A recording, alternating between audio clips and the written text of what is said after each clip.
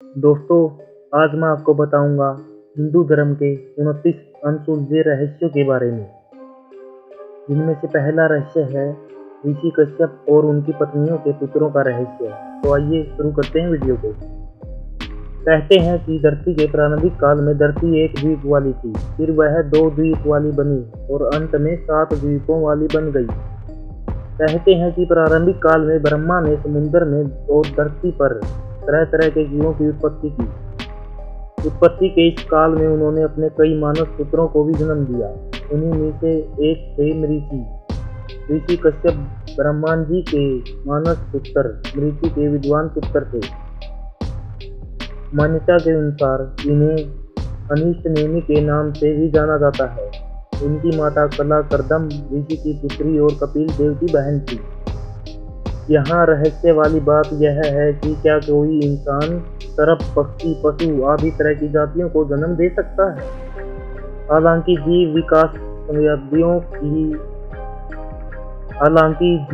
विकासवादियों को इस पर शोध करना चाहिए। क्या मनुष्य और पशुओं के संयोग से एक नई प्रजाति को जन्म देना संभव है? भगवान विष्णु सदा एक गरुड़ पर सवार रहते थे। ये गरुड़ जी कश्यप की पत्नी विनीता से जन्मे थे। यूं तो कश्यप ऋषि की कई पत्नियां थी, लेकिन प्रमुख रूप से 17 का हम उल्लेख करना चाहेंगे। अदिति, दीति, धनु, कासा, अरिष्टा, सुरसा, इला, मुनि, करोधवसा, ताम्रा, सुरभि, सुरसा, तिनी, विनीता, करदू, पतंगी और यामिनी आदि पत्नियां बनी। अदिति से 12 आदित्यों का जन्म हुआ। विवस्वान, अर्यमा, उषा, तवस्सा, सविता, भग, दाता, विदाता, वरुण, मित्र, इंद्र और त्रिविक्रम ये सभी देवता कहलाए और इनका स्थान हिमालय के उत्तर में था।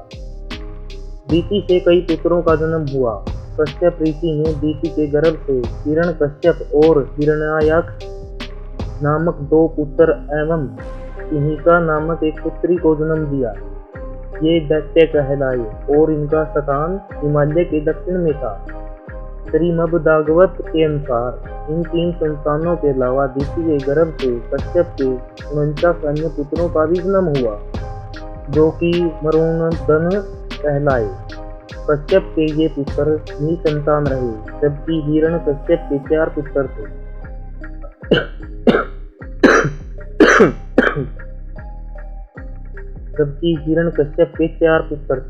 धनु, हल्लाद, भक्त प्रहलाद और प्रहलाद।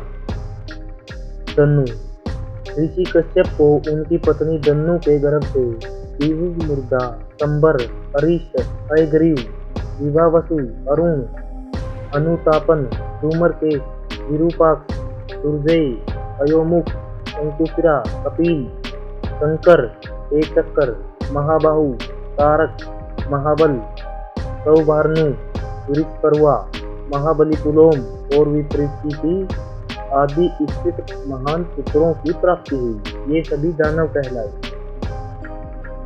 अन्य पत्नियां। रानी काष्ठा से घोड़े आदि एक खुर वाले पशु उत्पन्न हुए। पत्नी अरिष्टा से गंधर्व पैदा हुए। सुरसा नामक रानी से यातुधान राक्षस उत्पन्न हुए।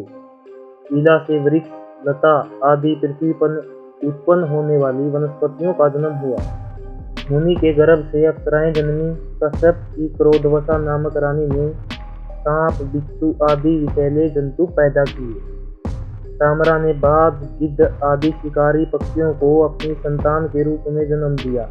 सुरभि ने भैंस, गाय तथा 2 खुर वाले पशुओं की उत्पत्ति की। रानी सरसा ने बाघ आदि हिंसक जीवों को पैदा किया। तिनी ने जलचर जंतुओं को अपनी संतान के रूप में उत्पन्न किया। रानी विनीता के गर्भ से गरुड़, विष्णु का वाहन, और वरुण, सूर्य का सारथी पैदा हुए। कद्रु की कोख से बहुत से नागों की उत्पत्ति हुई, जिनमें प्रमुख 8 नाग थे: अनंत, वासुकी, तक्षक, कर्कोटक, पद्म, महापद्म, शंख और कुलिक। रानी पतंगी से पक्षियों का जन्म हुआ। यामिनी के गर्भ से शलभों का जन्म हुआ। ब्रह्मा जी की आज्ञा से प्रजापति कश्यप ने वैश्वानर की 2 पुत्रियों पुलोमा और कालिका के साथ भी विवाह किया। उनसे पोलोम और कालके नाम के 60,000 रणवीर दानवों का जन्म हुआ, जो कि कालांतर में निवात कवच के नाम से विख्यात हुए। तो दोस्तों, कैसी लगी आपको मेरी वीडियो? कमेंट बॉक्स में ज़रूर बताना।